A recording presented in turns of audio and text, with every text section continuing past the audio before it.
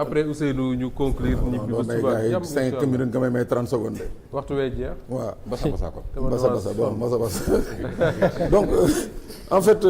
Moussa xam nga la modernisation de l'État je crois que c'est une d'ailleurs des pierres angulaires pour que le président Bassirou Diomaye Faye puisse réussir son mandat. Parce que boo xoolee les principaux blocages fii Sénégal c'est l'administration l'investisseur qui vient de l'étranger son premier souci mooy le blocage dans l'administration il perd c'est-à-dire il perd le nord on est obligé de lui dire boole nañ nag Moustapha mooy kan non Moustapha dana la boole ak Ousseynou lii ainsi de suite donc loolu yëpp nekk un facteur de blocage alors que boo xoolee les standards internationaux da ngay gis ne que dans les pays qui veulent vraiment avancer c'est une administration qui est digitalisée. Oui, mais par exemple li ngay wax noonu y a l'APIX qui s'occupe de ces questions-là. Non,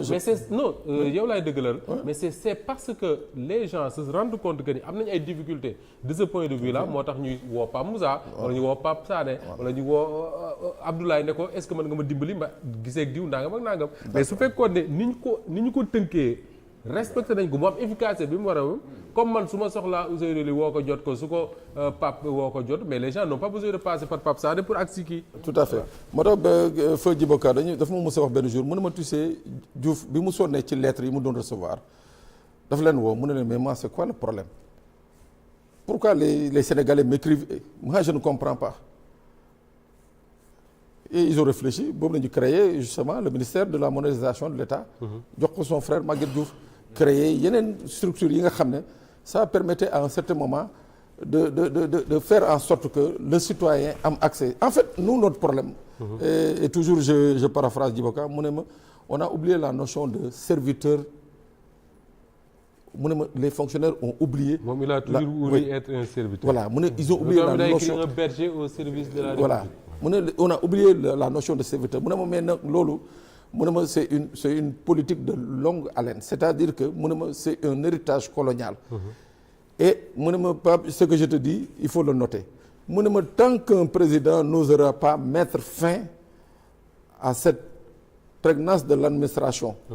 mu ne ma amul benn président buy mën a réussir au Sénégal mu ne ma parce que tu deviens l'otage de cette administration ñoom ñoo lay orienter ñoom ñoo lay c'est-à-dire loo bëgg a sax def tey ji ils sont capables de le freiner sur 10 ans alors que tu voulais le faire sur 10 jours mu ne ma donc loolu yëpp il faut des voilà mu ngoog il faut des réformes yi nga xam ne que ceux-là qui sont dans l'administration sachent qu'ils sont là au service des Sénégalais. d'accord Ousseynou ju jeexal ak yow waxtu bi jeex na tàkk-tàkk romb nañ ko sax mi ngi wax sànq difficulté yi nga xam ne moom lañ daan am au niveau du palais bind kenn doot nga ne ak yéen demewul noonu mais au-delà de la présidence et du président de la République comment faire tey pour que les Sénégalais di trouver chez ñi nga xam ne ñoom la ñu fal un interlocuteur le président ne peut pas parler à tout le monde ni le premier ministre mais il y a des ministres il y a des DG il y a leneen comment faire pour que justement les Sénégalais am ko interlocuteur ci seeni soxla. waaw man de en fait li mu wax ni man assisté naa à plusieurs reprises où le directeur de cabinet coordonnait ay réponses à des lettres. Et donc moo tax bi mu waxee ma wax ko et déjà am na benn boy bu ci defoon vidéo dugal ko ci réseau yi. di kii di naan dama kontaan parce que dama bind président mu tontu ma et ça on va travailler de sorte que mu nekk lu banal. et ku xool ñi jiite réew mi c'est des mooy li ñuy wax quoi nekkuñu ci nguru.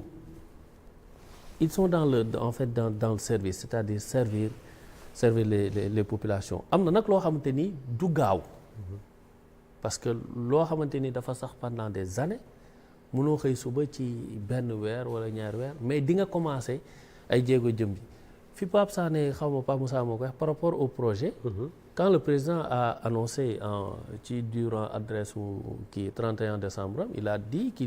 qu'on va mettre sur pied une plateforme boo xamante ni ñi nga xam ne dañu bëgg a déposer seen CV. xam nga loolu mosu fi am fii poste dina am sax doo ko sax dégg. c'est vrai. donc on va mettre une plateforme boo xamante ni les postes yi nga xam ne dañ koy def appel à candidature nit ñi déposer seen CV. mais aussi le même portail va servir aux porteurs de projet pour que soo amee projet ndax à chaque fois soo voyager le président rencontre des gens il y a des gens qui ont énormément de projets. mais loolu soo ko bëggee gàddu ci ay kayit day métti. day métti. donc nga teg portail boo xamante ni et ça c'est en cours li may wax nii bientôt incha allah dinañ ko moom dina ko lancer comme ni mu ko waxee. pour ñi nga xam ne dañuy ut liggéey déposer seeni CV bu ñu defee appel à candidature mu nekk une base de données ñu jëli fa seet ki nga xam ne jàpp nañ ni moo gën a qualifié pour poste bi ñu jox ko.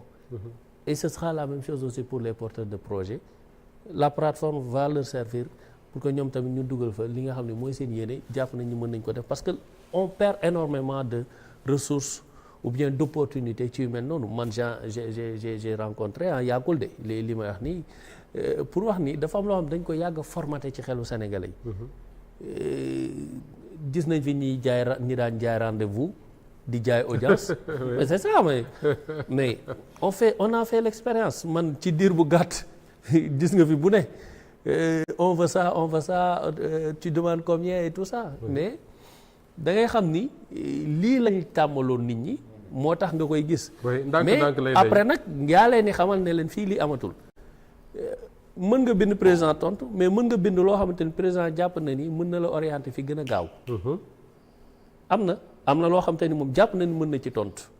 mais am na loo xamante ni jàpp na ni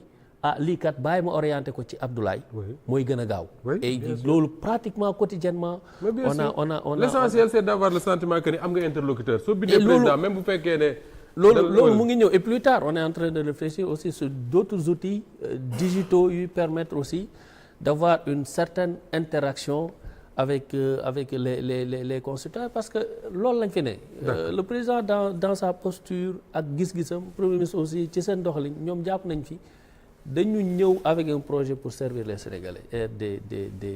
des serviteurs mais par contre li ñuy wax ci administration bi cette sanction positive là et négative aussi te keroog ci conférence bi wax nañ ko fa les contrats de performance parce que outil la pour me permettre nga mën a natt agent bi mooy yow tey jii direction tel soo ko ne année bii war nga def atteindre tel objectif moom mooy seet et on va aller vers ça vers les contrats de il y en a déjà les contrats de performance mais est-ce que melul li nga xam ne noonu la war a mel wala àggul fi nga xam ne moom la war a àgg et on va aller vers ça mooy tey jii agence tel dinañ ko ne lii année bii lii moo fii sa objectif moom directeur bi mu seet objectif yooyu cet objectif général là nan la koy tasee en mission et tâches pour ces agents après mu évaluer leen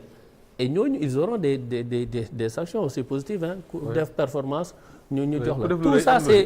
c'est dans le panier te vraiment am nañ yéene bi te chaque jour quotidiennement et président mu ngi ci loolu le premier ministre qui est le chef de l'administration aussi avec les membres du gouvernement ils sont dans ça li ci des nag c'est de l'organisation et la planification pour que lu ci nekk agsi ci moment bi nga xam ne jàpp nañ ni mooy gën ci réew mi incha allah. jërëjëf Ousseynou Ly yor kàdduk présidence de la République moo nekkoon tey gànnuk penco